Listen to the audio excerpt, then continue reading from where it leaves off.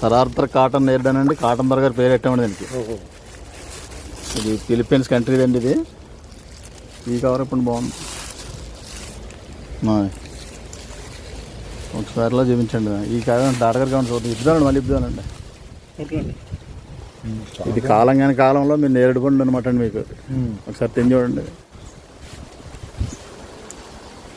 చాలా బాగుంది. బాగుంది, కండ ఎక్కువ ఉంది. చాలా మంచి రకం అండి. ఎవరన్నా హైదరాబాద్లో తోటలు వేసుకుంటే అండి, దగ్గర సిటీ దగ్గరికి ఉన్న వాళ్ళకి చాలా బాగుంటుందండి.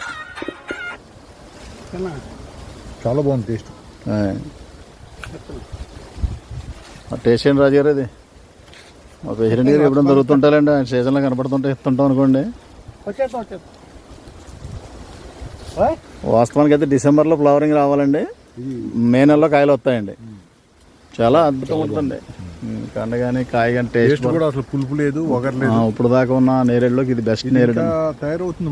అవునండి, ఇంకా టైం పడుతుంది. ఇంకా చెప్తున్నారు రైతులకి అవేర్నెస్ రాలేదండి. ఇప్పుడే తెలుసుకుంటున్నారు. ఒక చెట్టు పంపామండి. ఆ కాయలు తిన్న వాళ్ళు కొంచెం బెంపడి ఒక 20 చెట్లు 10 చెట్లు వేస్తున్నారు. ఒక ఎకరం 2 ఎకరాలు వేసుకున్నా ఉంటే చాలా మంచి రకం అండి ఇది.